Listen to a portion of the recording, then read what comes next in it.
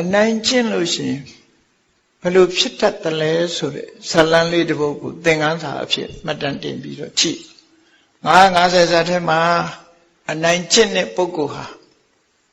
နောက်တစ်ချိန်ကျတော့ဘယ်လိုဒုက္ခရောက်တယ်ဆိုတာပြောဘယ်လိုဒုက္ခရောက်တတ်တယ်လောကလူခါနိုင်နေတဲ့အချိန်မှာကျတော့သူအနိုင်ကျင့်တာပဲတနေ့ကျတော့အခြေအနေဆိုတာပြောင်းသွားတာသိတယ်လေနိုင်တော့ကအနိုင်ကျင့်ထားတယ်တစ်ချိန်ကျတော့သူဟာအနိုင်ကျင့်နိုင်တဲ့အားတွေမရှိဘူးဆိုတဲ့အချိန်မှာပျက်စီးဆုံးရှုံးတတ်တယ်ပေါ့ဒါကြောင့်မို့တန်ဝေကအလွန်ရစရာကောင်းတယ်ကိုကအသာစီးရနေတဲ့အချိန်ပေါ်မှာသူများကိုမဖိရဘူးအနိုင်မကျင့်ရဘူးအသာစီးရနေတဲ့အချိန်မှာကိုကညှာတာရမယ်ဆိုတဲ့လူရဲ့စိတ်နေသဘောထားတွေကိုလူတိုင်းဟာခံယူပြီးတော့ထားမှာဖြစ်တယ်ဒီဇာတ်လမ်းလေးကတော့သင်ခန်းစာယူဖို့အတွက်ဟောထားတာပဲဖြစ်တယ်ပေါ့အဲ့ဒီမှာဒီတော်ကြီးတစ်ခုထဲမှာဆင်အုပ်ကြီးကဖြတ်ပြီးတော့သွားတဲ့လမ်းကြောင်းရှိတယ်အဲ့ဒီဆင်အုပ်ကြီးဖြတ်သွားတဲ့လမ်းကြောင်းမှာဒီစာကလေးတစ်ကောင်အားမရှိတဲ့စာကလေးတစ်ကောင်အတိုက်ကလေးလှုပ်တာခြုံပေါ်မှာအတိုက်ကလေးလှုပ်တာတော့အဲ့ဒီအတိုက်ထဲမှာဥလေးနှလုံးဥထားမကြခင်မဲ့အဲ့ဒီဥလေးနှလုံးကနေပြီးတော့စာပေါက်စာလေးတွေကလေးလေးတွေပေါက်လာခုဒီနောက်မှာလည်းပဲရှိတာပဲတစ်ပင်ပေါ်မှာစာတိုက်ကလေးတွေနော်အဲ့ဒါလို့အတိုက်ကလေးလှုပ်ပြီးတော့ဥလေးတွေဥထားပြီးအကောင်သေးသေးလေးတွေအဲ့တော့စာကလေးဆိုတာသူ့မှာဘာအင်အားမှမရှိရှာသူကလေးလေးတွေကိုသူကာကွယ်တယ်ဆိုတာမြည်တတ်ရုံပဲရှိတယ်ကျွေးခြင်းကျွေးမယ်အော်ရင်အော်မယ်ဒီလောက်ပဲရှိတယ်သူကဘာမှခုခံကာကွယ်နေသူ့မှာဖြောင်းလည်းမရှိဘူးဓာလည်းမရှိဘူးဟုတ်အဲ့ဒီလိုအခြေအနေမျိုးမှာဆင်အုပ်ကြီးကသူ့အတိုက်ရှိတဲ့ခြုံလမ်းကြီးကိုဖြတ်လာခဲ့ဆင်အုပ်ကြီးတက်လာတဲ့အခါမှာခေါင်းဆောင်ဆင်ကြီးရှေ့ကိုသူကသွားပြီးတော့အမှုအရာနဲ့ဆင်ကြီးကိုပြောပြတယ်ဘာပြောတော့ဆိုဝဏ္ဏမိတံကုံစရတတ္ထိဟာယနာဆင်ဆိုတာအနှစ်60ရဲ့နောက်ပိုင်းမှာအင်အားကြီးရောကျသွားတယ်တဲ့ဆင်ရဲ့အင်အားဟာအနှစ်60အတွင်းမှာပဲရှိအခုကိဆင်နေတော့ဘယ်လောက်ရှိတယ်တော့မသိဘူးဆင်သမားမေးမှရမှာစာထဲမှာတော့တတ္ထိဟာယနာဆိုတာဆင်ရဲ့အသက်60နောက်မှာရော့တယ်လူတွေလည်းပဲ60ဆိုရင်တော့ရော့သွားတာသိကြတယ်နော်60ကျော်သွားလို့ရှိရင်သူဟာအင်အားတွေရော့သွားတယ်အာရိညကံယူထပတိယတတိသူကဆင်အုပ်ကြီးကိုခေါင်းဆောင်ပြီးတော့လာတဲ့ဆင်မင်းကြီးအဲ့ဒီဆင်မင်းကြီးကိုသူကပက္ခေဟိတံပင်စတိကံကရောမိအတောင်ကလေးနှစ်ဖက်ဖြန့်ပြီးတော့ဆင်မင်းကြီးကိုရှ िख ိုးပါတယ်မာမေဝတိပုဒ္ဒကေဒုက္ခလာအားမရှိတဲ့ကျွန်တော်မရဲ့သားကလေးတွေကိုမတတ်ပါနဲ့တခြားလမ်းကသွားပါဒီလမ်းကသွားရင်ဆင်ဆိုတဲ့အကောင်သွားရင်ဆင်သွားလမ်းဖြစ်လေခြုံကတက်နေသွားရင်ဒီကောင်လေးတွေအကုန်သေးကြမှာအဲ့ဒါကိုသူကလမ်းကနေကြွတင်ပြီးတော့တောင်းပန်အဲ့ဒါလို့တောင်းပန်လိုက်တဲ့အခါကျတော့အမှန်တန်အကျဉ်းတရားရှိတယ်ညှာတာခြင်းရှိတယ်အနိုင်မကျင့်တတ်တဲ့ဆင်ကြီးကဘာပြောတော့ဆိုအေးစိတ်ချငါကာကွယ်ပေးမယ်ဆိုပြီးသူသားသမီးလေးတွေရှိတဲ့ခြုံကိုသူကခွာပြီးတော့ရပ်ထားလိုက်တယ်တခြားဆင်တွေကဘေးကနေရှောင်ထွက်သွားကြသူကနေပြီးတော့ဆင်ကြီးကအဲ့ဒီခြုံပေါ်မှာရပ်နေလိုက်တယ်ရပ်နေလိုက်တော့သူ့အတိုက်ဟာမပြည့်စည်တော့ဘူးဆင်အုပ်ကြီးကသူ့လမ်းသူ့သွားကြတယ်အဲ့ဒီလိုကာကွယ်ပေးလိုက်ပြီးတော့အားလုံးဆင်တွေကလွန်မြောက်သွားပြီဆိုတဲ့အခါကျဘာပြောခဲ့တော့ဆို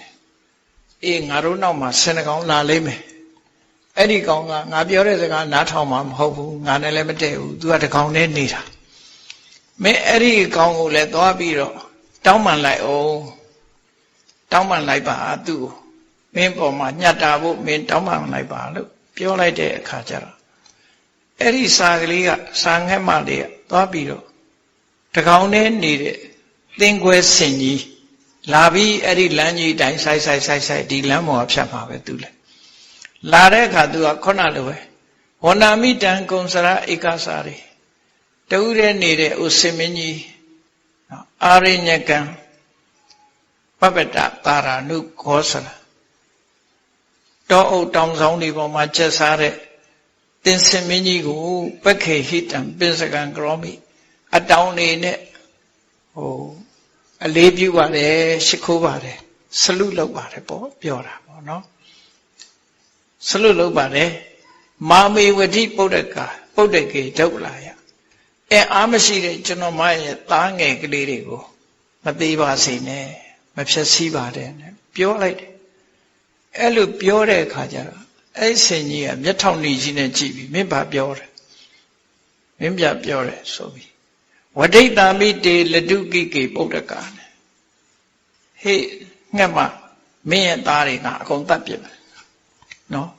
မင်းရဲ့သားတွေကိုငါအကုန်တတ်မယ်ကိမ္မွန်တုဝံကာဟတိမင်းငါဘာတတ်နိုင်မှာလဲငါတတ်လိုက်ရင်မင်းငါ့ကိုဘာတတ်နိုင်မှာဒုပ္ပလာတိမင်းမှာအားမရှိဘူးတတံသာတာနိပိတာရိတိနာမင်းလိုငှက်တွေအကောင်တသိမ့်မဲ့လာပါစေငါမမှုဘူး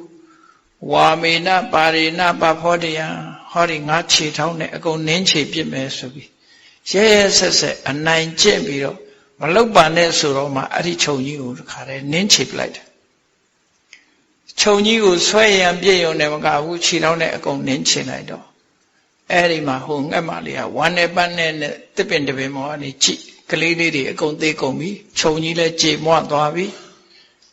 ဝမ်းနဲ့ပန်းနဲ့ကြည့်နေရှာပြီးတော့သူကဘာလုပ်တော့ဘာပြောတော့ဆို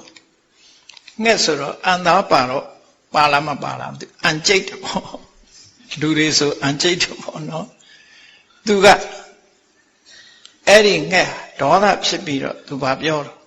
နာဟေဝတပ္ပထပလီနာကိစ္စအမြဲတမ်းအင်အားအသုံးပြုပြီးအနိုင်ကျင့်လို့မရနိုင်ဘူးတဲ့လောကကြီးမှာနော်ငါအားရှိတယ်ဆိုပြီးတော့အနိုင်ကျင့်လို့မရဘူးတဲ့ဗလံဟိဘာလတ္တဝရာယဟောတိအင်အားဆိုတာဟာလူမိုက်တွေအတွက်သူတို့သိဖို့အတွက်သာဖြစ်လာတယ်ပေါ့အားရှိတိုင်းအနိုင်ကျင့်လို့မရဘူးတဲ့ကရိတာမိတေနာကကုံစရာဇအနတ္ထမင်းရဲ့အကျိုးမဲ့ကိုငါလုပ်မယ်ယောမေဝတိပုဒ္ဒကေဒုက္ခလာယအားမရှိတဲ့ငါရဲ့သားပေါသားငယ်သားသမီးငယ်လေးတွေကိုမင်းတတ်ပြစ်တယ်မင်းရဲ့အကျိုးမဲ့ကိုငါလုပ်ပြမယ်ဆိုပြီးတော့အဲ့ဒီငှက်ကလေးကကျင်းဝါပြီးတော့သူကဘသူစီသွားတော့ဆိုရင်ကြီးတကောင်နဲ့မိတ်ဆွေဖွဲ့တယ်ကြီးကိုမိတ်ဆွေဖွဲ့တယ်ကြီးကိုမိတ်ဆွေဖွဲ့နောက်တစ်ခါရှင်မမိုင်းရဲ့ရှင်ကောင်းကိုလည်းသွားပြီးတော့ရှင်မမဲရိုင်းကိုလည်းမိတ်ဆွေဖွဲ့တယ်ပြီးတော့ဖားတကောင်ကိုလည်းမိတ်ဆွေဖွဲ့တယ်မိတ်ဆွေဖွဲ့ပြီးတော့ခင်မင်းရင်းနှီးလာပြီဆိုရင်သူတို့ကမင်းဘာကူညီရမလဲတူနဲ့တူမေတ္တာဖြစ်လာပြီဆိုတော့ဘာကူညီရမလဲကြီးကိုသူကကူညီတောင်းတယ်ဟိုမှာစင်စိုးကြီးရှိတယ်ဒီလမ်းအမြဲသွားတယ်အဲ့တော့အခွင့်သာလို့ရှိရင်သူ့မျက်လုံးကိုနှုတ်သီးနဲ့ပေါက်အောင်နော်ဒဏ်ရာရတော့အောင်လုပ်ပေးပါနော်ဒဏ်ရာရတော့အောင်လုပ်ပေးပါမျက်လုံးနှစ်ဖက်စလုံးဒဏ်ရာရအောင်နှုတ်သီးနဲ့စိတ်ပေးပါကြီးကမပူနဲ့တဲ့ငါလုပ်ပေးမယ်ဆိုပြီးဆင်ကြီးအိတ်နေတဲ့အချိန်တို့မျက်လုံးနှစ်ဖက်ကိုစိတ်ဖောက်တယ်အနာဖြစ်အောင်လုပ်လိုက်တာပေါ့အဲ့ဒါလို့အနာဖြစ်လာပြီဆိုတဲ့အခါရှင်မမယရိုင်းကဘာလုပ်တော့သူဘာလုပ်ပေးရမလဲဆိုအဲ့ဒီထံရထဲမှာဥချပေးပါပေါ့ဆိုတော့ရှင်မမယရိုင်းကလည်းဥချပေးလိုက်တယ်နှစ်ဖက်စလုံး